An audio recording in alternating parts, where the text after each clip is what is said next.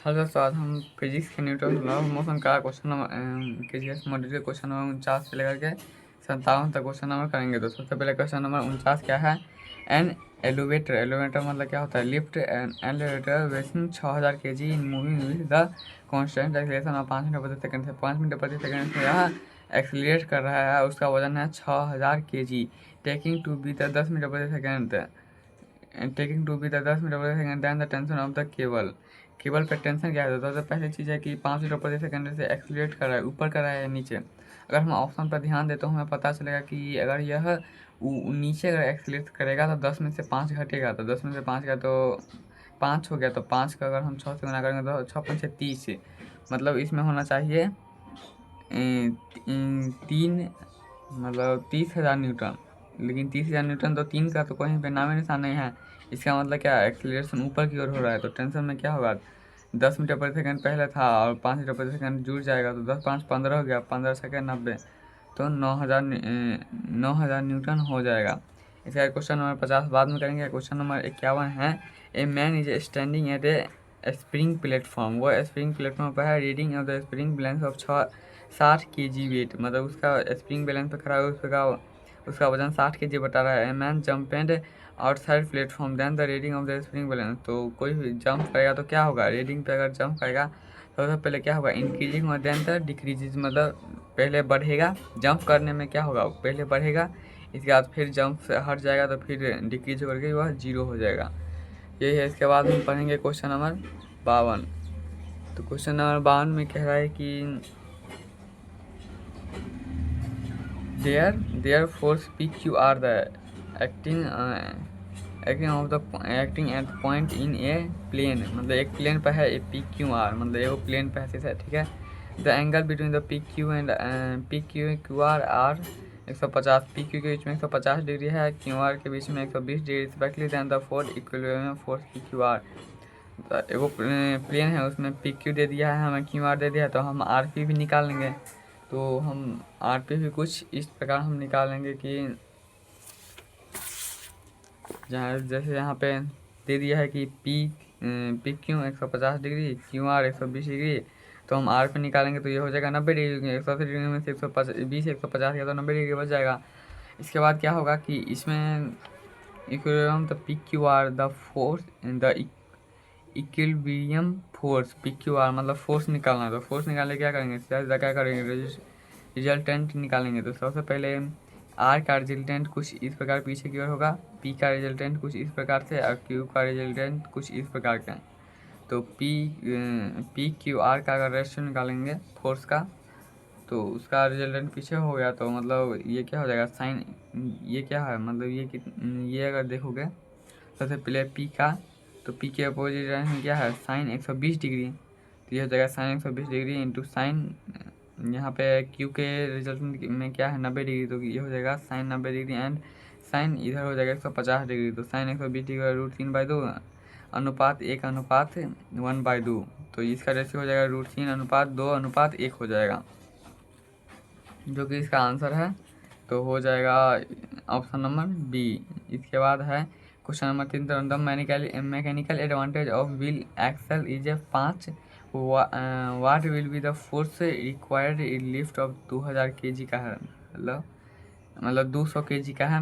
अब mechanical advantage wheel axle of 5 है दिया हुआ, तो हमें पता, हमें इसका सीधा सीधा एक ही फार्मूला होता है, मैकेनिकल एडवांटेज बराबर मैकेनिकल एडवांटेज का सिर्फ एक ही फार्मूला होता है कि एम ए बराबर मैकेनिकल एडवांटेज बराबर लोड इंटू क्या होता है, रिक्वायर्ड फोर्स, मतलब निकालना क्या है। मैकेनिकल एडवांटेज का सिंपली यही फार्मूला होता है कि लोड बटा एम ए, मतलब मैकेनिकल एडवांटेज। तो मैकेनिकल एडवांटेज 5 है, लोड है 200 kg, तो 5 से 200 में भाग देंगे तो सिंपली हो जाएगा 4 kg वेट। यही होता है मैकेनिकल एडवांटेज का यही एक फार्मूला होता है।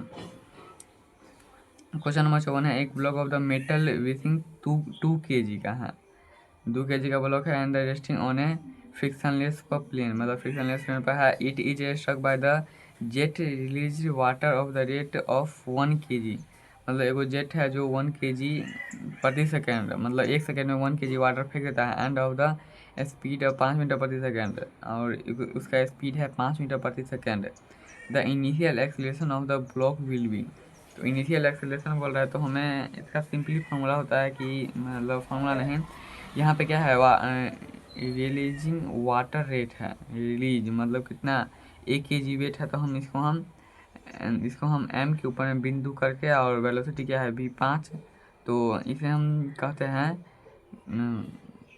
मास फ्लो, मतलब वाटर मास जो है वो फ्लो रेट, मतलब वाटर फ्लो रेट जो होता है उसे हम m से दर्शाते हैं इंटू भी हम कर देंगे तो 5 और गुने 1 क्या हो जाएगा बराबर मतलब इसमें फॉर्मूला क्या है, हमें फोर्स निकालना है। इसमें फोर्स वाला क्या होता है m के ऊपर में डॉट गुने भी, तो m कितना है 1 और v कितना है 5, तो 5 हो गया। और इसके बाद हम लगाएंगे F बराबर m है, हमें फोर्स निकल गया है, मास हमें दे दिया है 2 kg, तो एक्सीलरेशन हम आराम से निकाल लेंगे। तो 5/2 मतलब 2.5 मीटर प्रति सेकेंड स्क्वायर ये हो जाएगा। इसके बाद क्वेश्चन नंबर 55 है, which of the force F1 F2 acting on the particle of mass m such that F2 and F3 and the mutual perpendicular मतलब एक दूसरे के या 90 डिग्री में है perpendicular, then the particle remains stationary मतलब वह स्टेशनरी है। if the force F1 now remove then the acceleration of the particle मतलब F1 F2 F3 एक फोर्स लग रहा है तो वो मतलब एक लोहा पे मतलब एक बिंदु पे लग रहा है तो वो कांस्टेंट मतलब इधर उधर कभी नहीं मूव कर रहा है। लेकिन वही अगर F1 को हटा दिया गया है तो बता रहा है कि no remove acceleration of particle का एक्सीलरेशन क्या होगा।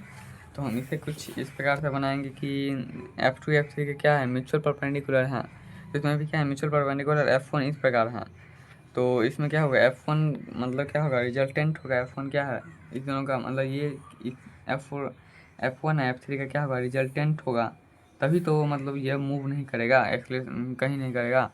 तो F1 क्या होगा रिजल्टेंट होगा F2 प्लस F3 का, तो रूट अंडर F2 का स्क्वायर प्लस F3 का स्क्वायर प्लस cos 90 डिग्री बराबर पता ही है।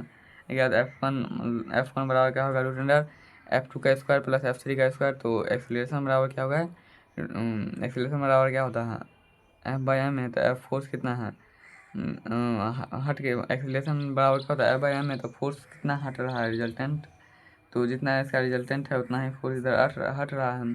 तो रूट अंडर जाके हम कह सकते हैं कि अगर F1 हटेगा तो यह F2 F3 के रिजल्टेंट की ओर यह मूव करेगा। तो सिंपली एक्सीलरेशन बराबर रूट अंडर F2 का स्क्वायर प्लस F3 का स्क्वायर बाय m, तो एक्सीलरेशन बराबर क्या होगा F1 F2 प्लस F3 क्या है इसका F2 प्लस F3 इसका मतलब रिजल्टेंट है, और रिजल्टेंट के ही अपोजिट साइड में F1 हमेशा लगेगा अगर इस प्रकार है। तो यहाँ पे हम F1 का स्क्वायर बैठा दिए, तो आगे एक्सीलरेशन बराबर क्या होगा F/m है F1/m, तो एक्सीलरेशन हो जाएगा F1/m। अब क्वेश्चन नंबर इसी प्रकार का देखेंगे 56 नंबर।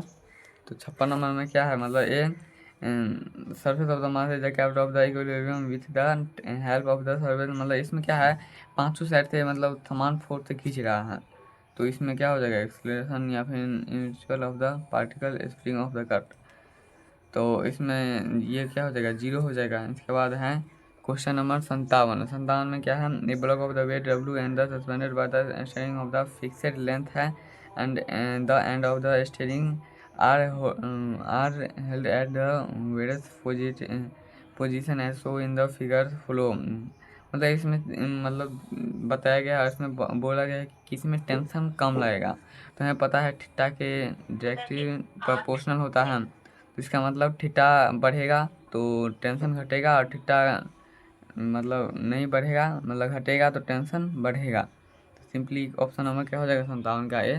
तो अब मिलते हैं नेक्स्ट या अगले क्लास में।